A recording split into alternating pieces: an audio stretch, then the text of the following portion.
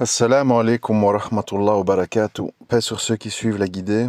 Paix et bénédiction sur le prophète sallallahu alayhi wa sallam, sur ses compagnons, ses amis, sa famille, ainsi que sur tous ceux qui le suivront de bonne foi jusqu'au jour du jugement. Désolé pour l'entracte, entre guillemets, mais bon, c'est vrai qu'au-delà des choses personnelles, il y a quand même l'actualité qui est... Quand on est quelqu'un d'un minimum sensible et vraiment très perturbante, hein, perturbante, pas dans le côté sensiblerie, les morts, etc. Bon, ça, c'est malheureusement non-stop dans les histoires de l'humanité, la géopolitique et tout ça. Une fois à gauche, une fois à droite, une fois en haut, une fois en bas. C'est plutôt, en fait, peut-être c'est une différence de perception, certainement même. Mais il y a un âge, et sans doute que l'époque rajoute à ça, où en fait, on est quand même très choqué. Oui, choqué, peut-être, je sais pas s'il y a un autre mot, mais enfin, choqué, c'est pas mal. On est très choqué de voir à quel point, en fait, le monde, et bon, mais le monde est ceux qui le peuplent, c'est-à-dire toutes les créatures, et surtout nous, les êtres humains, à quel point, en fait, c'est un cirque, quoi. C'est un cirque omnidirectionnel, parce que beaucoup de gens pensent, surtout quand on est jeune, que, en fait, il y a les bons, les mauvais, il y a les honnêtes, il y a les malhonnêtes. Il y a les gens sérieux, pas sérieux. Il y a les gens de confiance et ceux qui ne le sont pas. Et on se rend compte avec le temps qu'en fait, au final, quand on gratte, qu'au final, c'est quelque chose de généralisé, en fait. Sauf des exceptions à gauche, à droite, isolées. Mais en général, tout le monde est là-dedans. Pourquoi? Parce que, quels que soient nos points de départ, je sais pas moi, qui est communiste, qui est athée, qui est musulman, qui est dissident, qui est soralien, qui est trumpiste, qui est démocrate, qui est laïque, qui est nationaliste, enfin la liste elle est longue. On se rend compte en fait que derrière ces appartenances, il y a des constantes. L'humain est menteur, l'humain est faible, l'humain est corruptible, l'humain aime l'argent, l'humain aime sa sécurité, l'humain est beaucoup dans la critique, mais pas dans l'autocritique. On aime bien désigner les autres. Hein. Si vous ouvrez votre chaîne de télévision et vous mettez LCI, mais vous allez entendre Poutine est un affreux dictateur, Trump est un idiot, un tel est un conservateur rétrograde. Et nous, en fait, on est les gens bien. Tu vois. Tout va mal. Hein.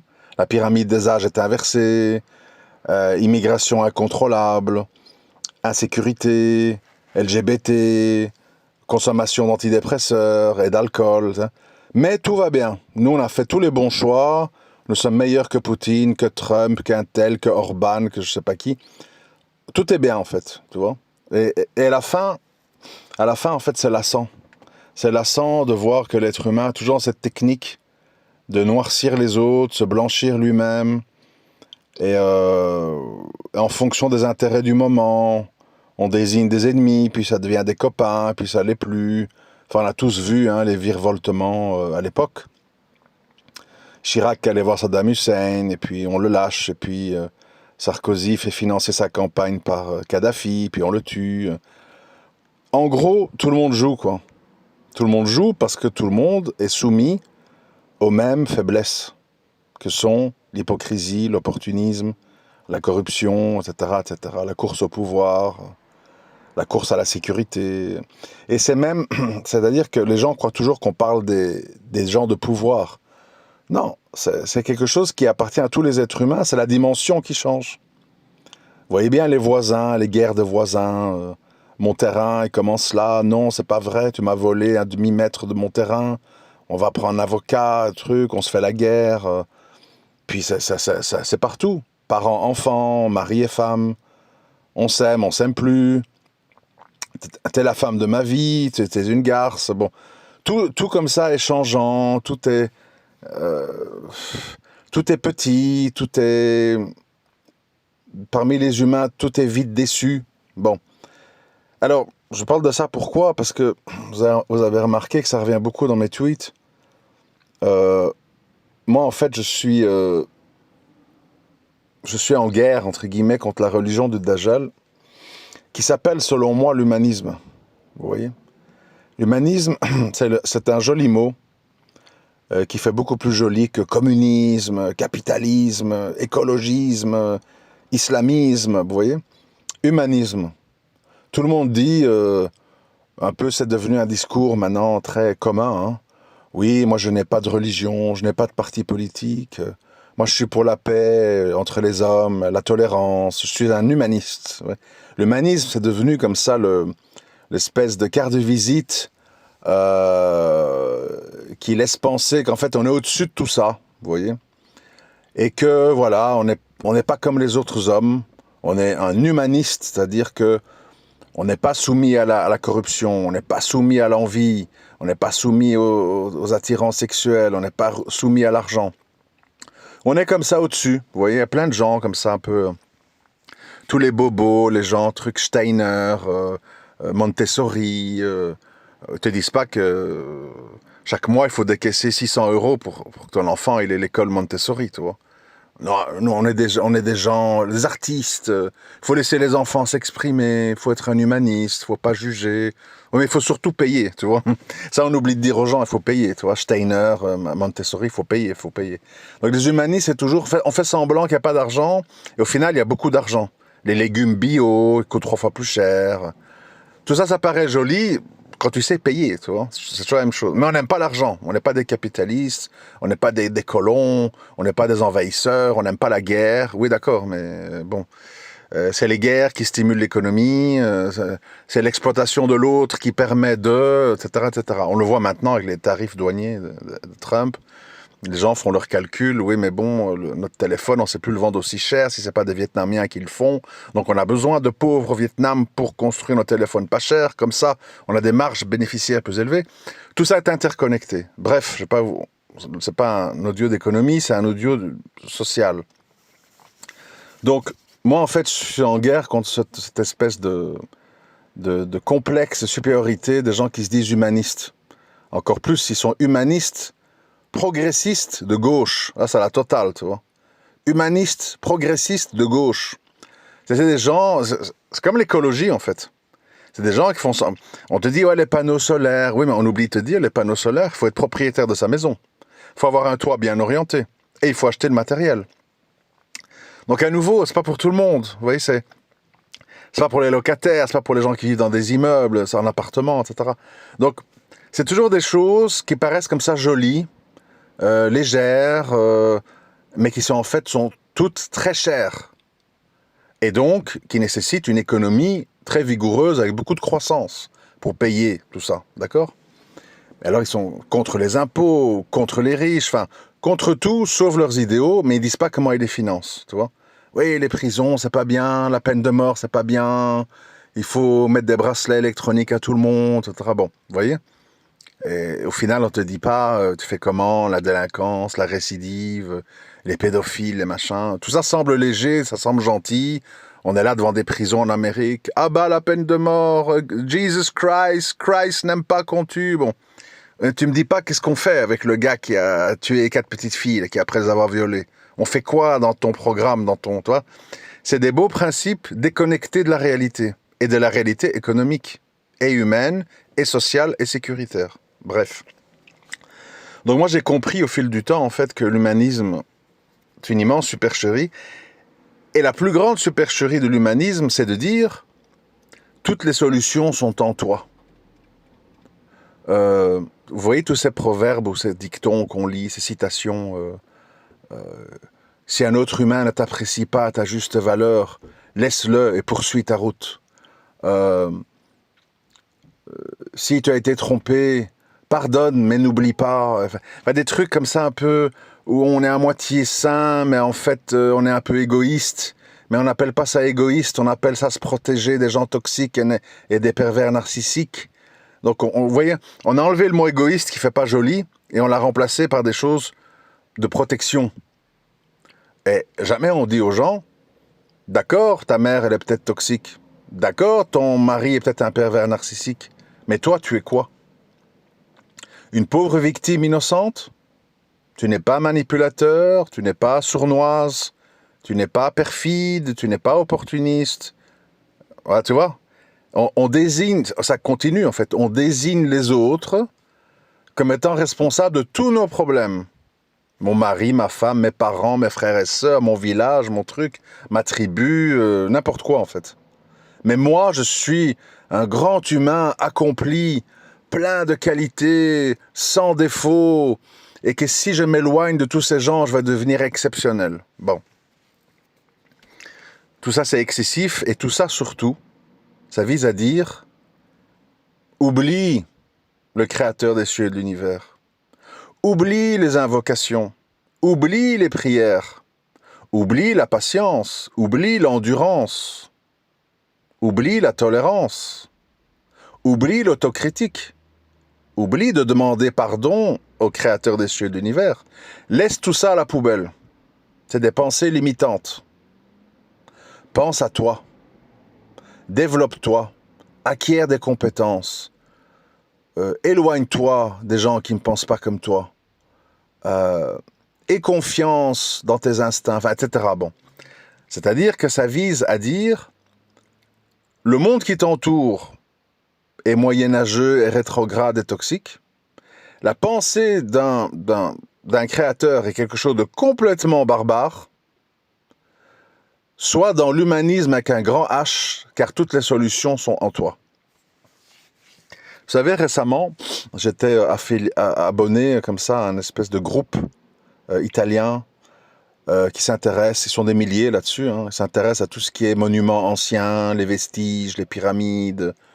Ils sont un peu sur la thèse, voilà, il y a une grande civilisation il y a plus de 10 000 ans qui a disparu avec le déluge et qui a laissé tous ces vestiges qui sont en fait beaucoup plus vieux qu'on ne le dit et qui ont été récupérés par les gens par après, mais qui datent de bien avant.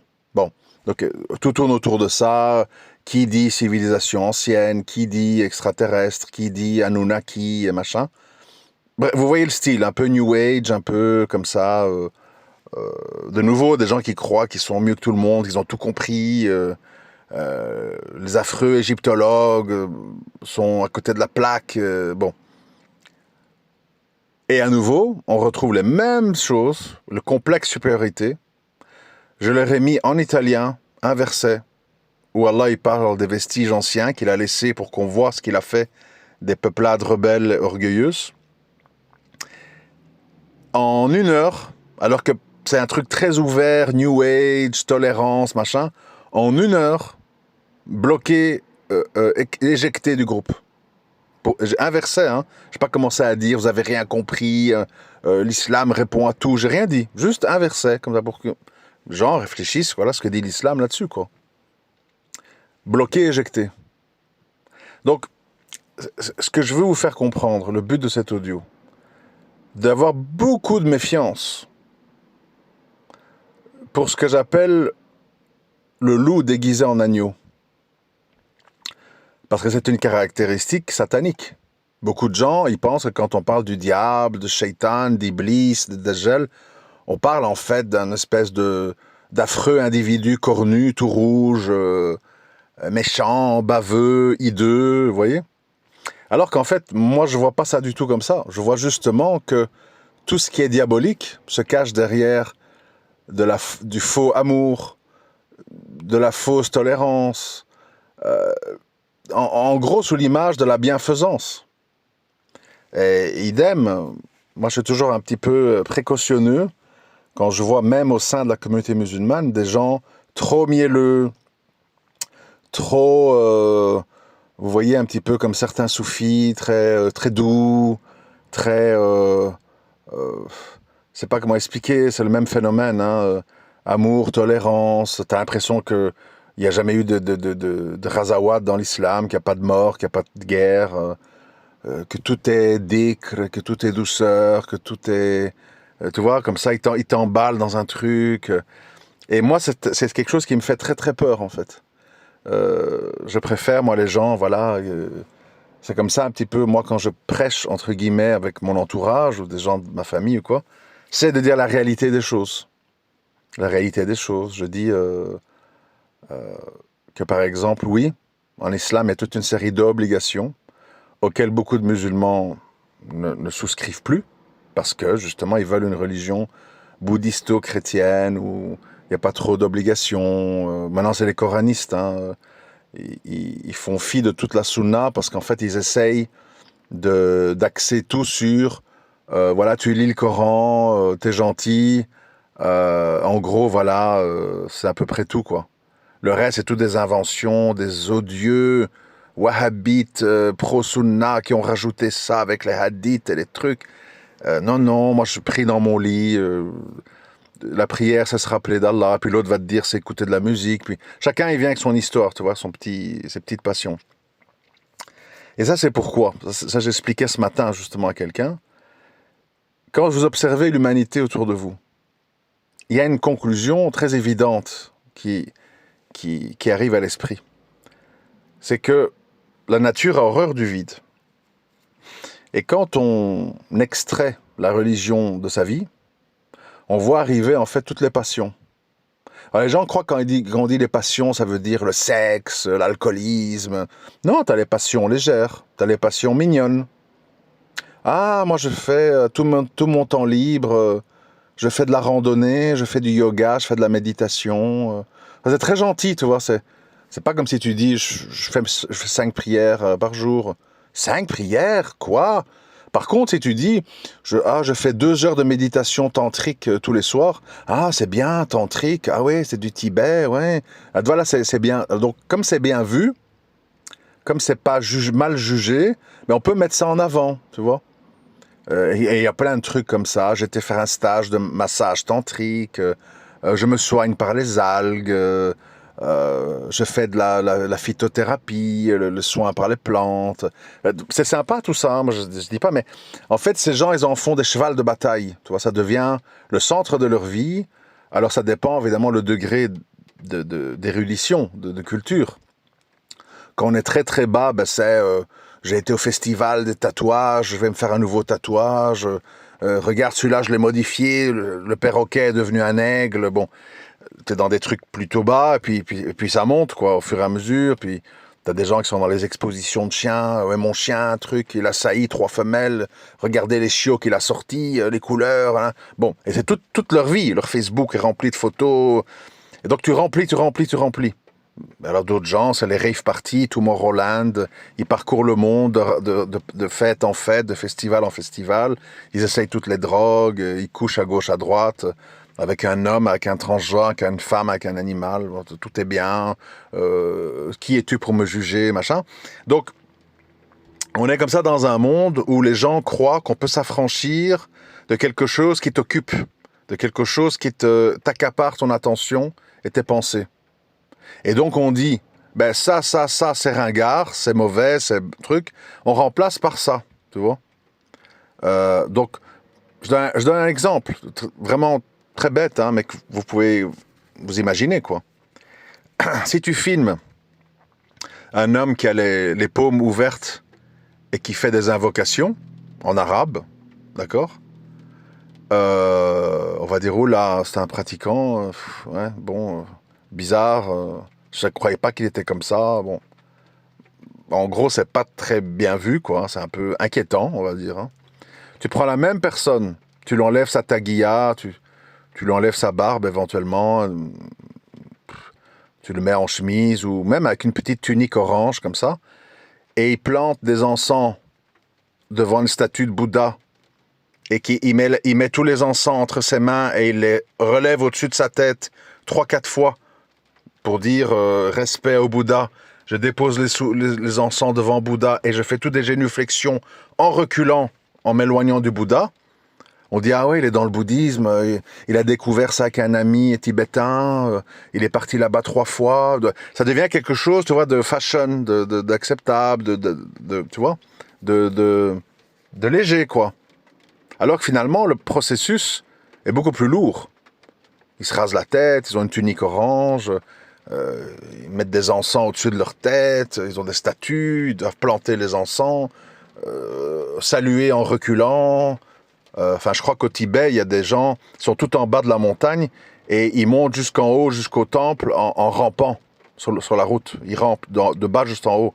Donc, ils doivent mettre toutes des protections aux coudes et aux genoux pour monter. Enfin, bref. Mais ça, tout le monde trouve ça plutôt léger, etc. Bon. Donc, tout ça pour vous dire que toutes ces histoires de j'ai l'air de, on va penser que parce que j'ai un voile, parce que j'ai une barbe, parce que je prie, tout ça c'est très variable en fait, vous voyez. La barbe, pour peu que vous avez des lunettes rondes et que vous avez une queue de cheval, on va dire c'est un hipster, c'est la mode quoi. Par contre, voilà, si t'es un taguilla, si t'es machin, c'est un intégriste. Bon, donc tout ça c'est très variable, c'est très léger, c'est pas du tout fixe. C'est des sensations, les gens qui se basent sur voilà, des choses très faibles comme ça. Et donc ce que je voulais dire, c'est que le vide, ça n'existe pas. Suivant votre niveau social et votre niveau intellectuel, il va être rempli par quelque chose. Parfois des choses très, très, très basses. Moi, je connais des gens comme ça, ils peuvent parler, je n'exagère pas, ils peuvent parler durant tout un séminaire de 3-4 jours, du matin jusqu'au soir, des raisins, des vignes, du vin, de trucs. Oui, mais parce que le picheteur de trucs d'Alsace, si tu le laisses macérer trucs, alors il a un fouetté fruité qui est plus truc. Et ils en parlent, ils en parlent, ils en parlent, et puis ils goûtent, ils crachent ces trucs, ils mettent des points, ils vont à des compétitions, sommeliers, tout un monde, quoi, tu vois. Donc vous n'échapperez pas, en fait, à ce que votre esprit, votre âme, ne se contente pas de manger, dormir, aller aux toilettes. C'est pas possible pour l'être humain. Même le plus bas des êtres humains, il a ses petites passions, vous voyez. Les gens sur le coin de leur rue à Cuba, ils jouent au domino toute la journée avec une bière et un cigare, voilà. Il remplit le temps, tu vois. À son niveau, mais il remplit. Par contre, tu lui dis, viens, on va à l'église, ouais, ça va, domino, bon. Voilà, parce que son cœur a incliné vers ça. Et donc, ce qu'il faut comprendre, c'est que les gens qui vous entourent, ils vont vous juger. Parce que les gens n'aiment pas ce qui ne leur ressemble pas ou ce qu'ils ne comprennent pas. Mais ils vont jamais se juger eux-mêmes. Tu vois ?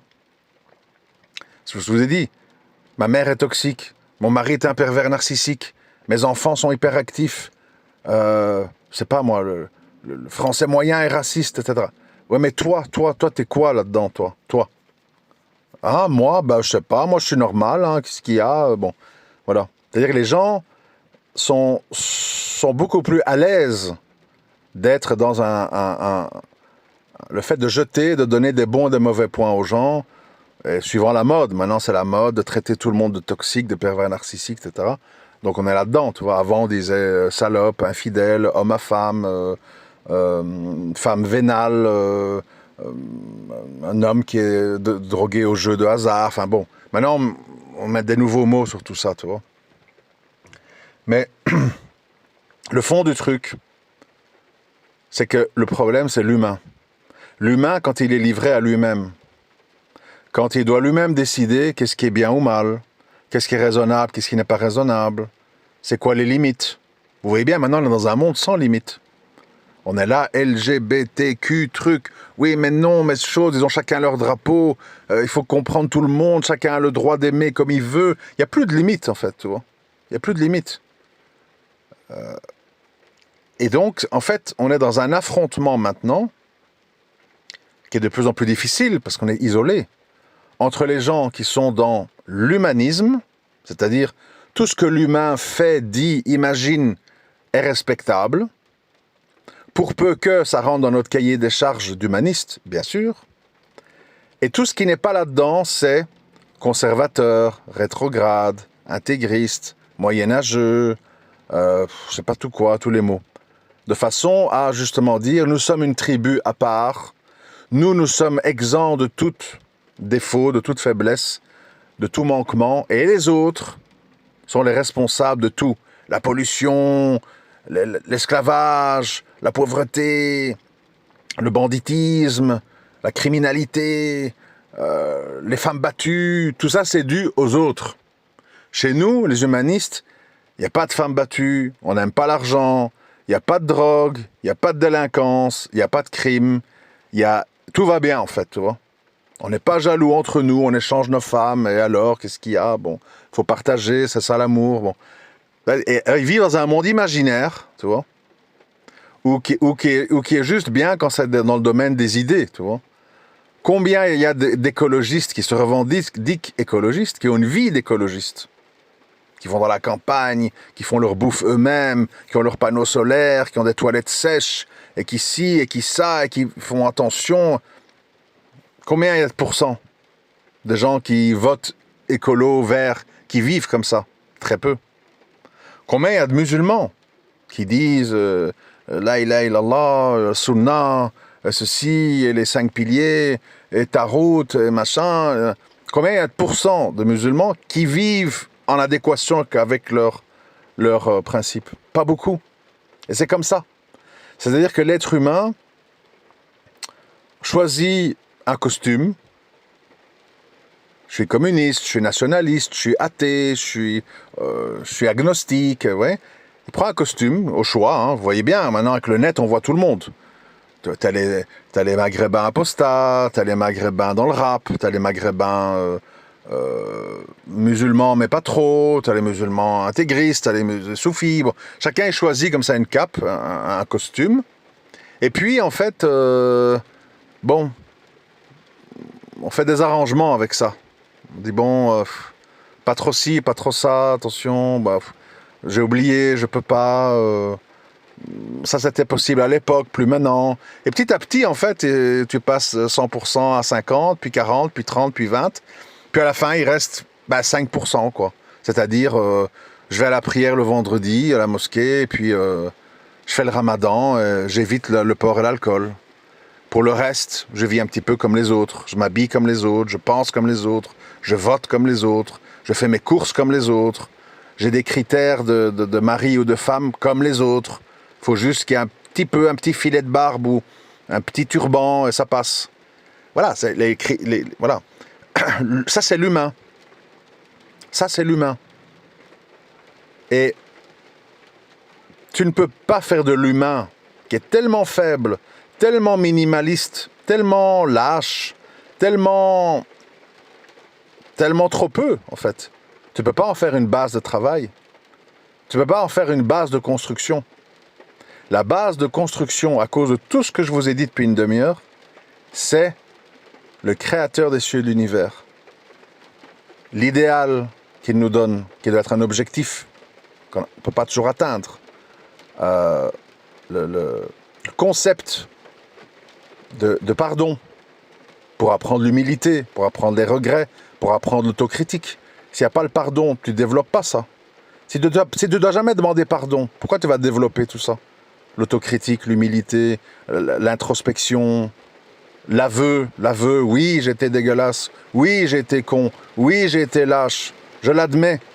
Parce que ça demande de détruire l'humain qui est en toi et de le soumettre à son créateur en disant « Sans toi, je ne suis rien ». Mais comme on veut faire justement l'humain avec un grand H, on ne doit surtout plus demander pardon. Au contraire, je suis très bien, je n'ai plus besoin de Dieu, et je veux me détourner de tous les conservateurs, les fachos, les ceci, les catholiques, les musulmans, qui sont tous des mauvais, qui ont tous des religions inventées, qui ont tous des idéologies destructrices. Moi, j'ai la réponse à tout, et j'ai tout compris. Et voilà pourquoi on en est là aujourd'hui. Et voilà pourquoi l'humanisme, pour moi, est l'idéologie la plus dangereuse. Parce que derrière l'humanisme, il y a l'arrogance, il y a l'orgueil, et il y a le refus de se mettre à son juste niveau. C'est-à-dire qu'un petit moustique, à peine visible, vient te piquer. T'as la malaria, t'es malade, t'es dans un lit. Une microbactérie dans un bout de viande crue va te mettre avec une gastro phénoménale. Tu seras aux toilettes jour et nuit pendant 3 jours. Nous sommes extrêmement faibles, extrêmement dépendants de plein de choses. Plein de choses. Tu rates une marche d'escalier, tu te retrouves paralysé, t'es mal tombé. sur le tel endroit de la colonne, machin. Tout est délicat, tout est fragile. Et on dit aux gens non. L'humain, c'est du solide, l'humain, c'est du fiable, l'humain, c'est bien, voilà. Et c'est contre tout ça, en fait, qu'il faut bien comprendre de ne pas tomber dans ce piège. Piège, évidemment, qui est gratifiant pour les gens, tu vois. C'est les autres le problème, c'est pas moi. J'ai la solution à tout. Et toutes ces solutions, ça ne coûte pas d'argent, ça ne demande pas d'effort. Et je ne demandais pardon à personne. Il y a les méchants pollueurs et les méchants tueurs de bébés phoques qui font des vêtements en fourrure pour des espèces de garces. Tu vois? Et qui vont jamais se dire, oui, mais moi, le vêtement que je porte, il est fait par des enfants esclaves. C'est peut-être pas des bébés phoques, mais enfin, eux, ils doivent travailler dans des produits chimiques au Bangladesh, ça attrape des maladies de la peau. Hein, bon. Tu vois, c'est... Il faut creuser, tu vois. Il faut creuser, toujours aller au-delà des apparences. Je ne vais pas multiplier les exemples, parce qu'il y en a tellement, tu vois. Ce serait une prise de temps énorme. Mais donc voilà, j'avais commencé l'audio en vous disant, oui, l'actualité, et ce qu'on voit un peu, c'est de l'ordre du cirque, en fait. Vraiment, enfin, vous voyez, moi, je regarde parfois pour me détendre, faire une sieste, quoi. Je regardais LCI, je suis abasourdi, en fait. T'as autour d'une table, t'as un général, t'as une blondasse habillée en bleu et en jaune, pro-ukrainienne, t'as l'ex-commissaire de je sais pas quoi, des bites des conneries sans arrêt, quoi. Conneries. Ils tapent sur les mêmes gens, Poutine, Trump. Et en fait, ici, tout va bien. Tu vois, Macron avec son travelot, c'est bien. L'Europe, c'est bien. Et l'Ukraine, c'est pas un pays corrompu, c'est pas la centrale des mères porteuses, c'est pas la plaque tournante de toutes les prostituées qui arrivent en Europe. Non, l'Ukraine, c'est très bien, c'est très propre, c'est très gentil. Et t'es là devant des gens, trucs, oui, mais l'Europe, les têtes nucléaires, on pourrait tenir, alors que tout le monde sait que l'Europe sans l'Amérique, entre la Russie, la Chine et l'Amérique, c'est une espèce de nain de jardin insignifiant qui d'ailleurs n'est plus pris en compte dans aucune réunion diplomatique. Ils sont là pour décorer, pour exister, mais c'est terminé. C'est un vieux continent plein de dettes, en chute démographique, plein de trucs de wokisme et tout. C'est un endroit qui est condamné. Nous avançons sur nos acquis du passé, mais c'est terminé. Toutes les grandes têtes partent à l'étranger, toutes les grandes sociétés sont à l'étranger. Voilà, il y a plus grand chose ici.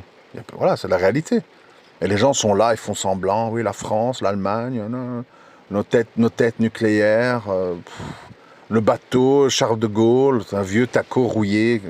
Ah, c'est incroyable, mais voilà, c'est des gens, ils sont là, 60, 65, 70 ans, sur un plateau télé, oui, parce que, bon. C'est comme ça, mais c'est très dur de se sentir au milieu de ce cirque, de cette imposture.